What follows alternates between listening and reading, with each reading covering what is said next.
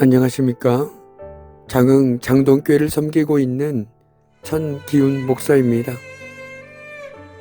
오늘의 생명기운 123번째 이야기, 어쩔 수 없었다 말하지 마세요입니다. 사울왕 초기에 블레셋과의 전쟁이 일어났습니다. 두려움에 사로잡힌 이스라엘 백성들은 굴과 수풀과 바위 틈, 웅덩이 등에 숨어들었습니다. 그리고 어떤 이는 아예 요단강을 건너 도망치고 말았지요.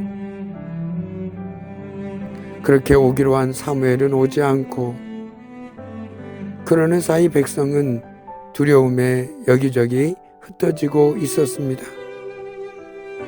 결국 사울은 조급하고 초조해진 마음에 더 이상 기다리지 못하고 스스로 제사를 드리고 말았습니다. 사무엘이 도착하여 내가 도대체 무슨 일을 저질렀냐며 꾸짖습니다.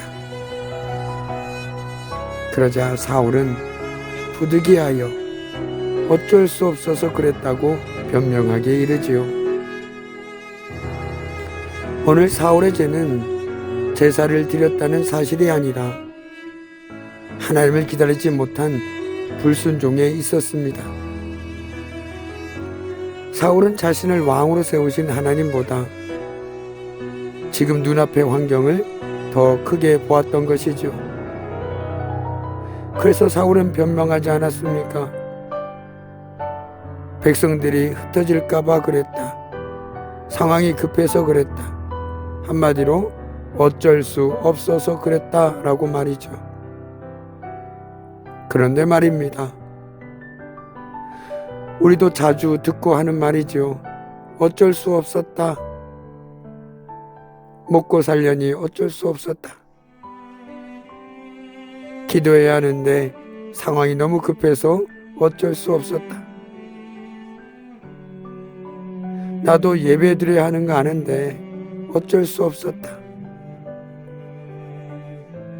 이처럼 어쩔 수 없었다는 말 뒤에 숨어서 우리의 믿음 없음과 불순종을 무마하려고 합니다. 그런데 어쩔 수 없어서라는 이런 말들이 우리의 순종과 믿음을 갉아먹는다는 겁니다. 가만히 보면 신앙의 가장 큰 위기는 어쩔 수 없는 상황에서 찾아옵니다.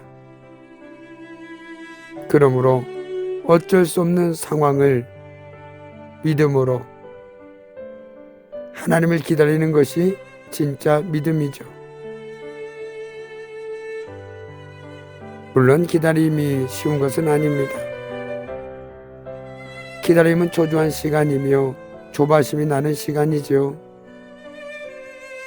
그러나 하나님의 일은 우리가 서두른다고 되는 것이 결코 아니라는 사실입니다. 오히려 하나님이 개입할 때까지 인내하며 기다리는 것, 그것이 진짜 믿음 아니겠습니까? 그러나 우리도 하나님의 때를 기다리지 못하고 조급할 때가 많지요. 그러나 진정한 믿음은 순간의 위기를 모면하기 위해서 꼼수를 부리는 것보다 그럼에도 불구하고 오롯이 하나님의 약속을 붙들고 끝까지 기다리는 신뢰가 더 중요하다는 겁니다. 가만히 보면 오늘 우리의 신앙에도 사울의 모습이 여전히 반복되어 보입니다. 기다리는 것이 답임을 알면서도 조급함 때문에 기다리지 못하고 어쩔 수 없었다며 내 마음대로 할 때가 있지요. 그런 의미에서 우리의 조급함은 신앙 안에서 무서운 적입니다.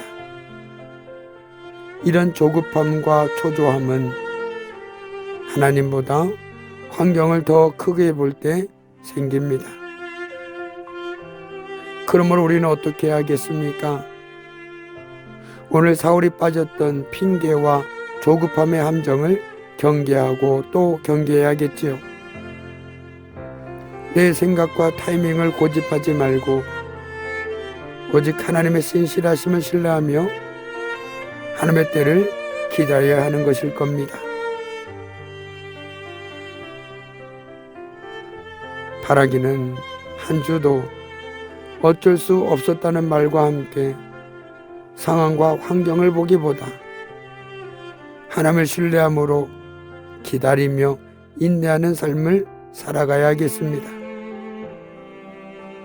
한 주를 살아가실 때 최근에 어쩔 수 없었다, 나도 어쩔 수 없었다, 이런 말들로 나의 불순종이나 믿음 없는 선택을 정당화했던 경험은 없습니까?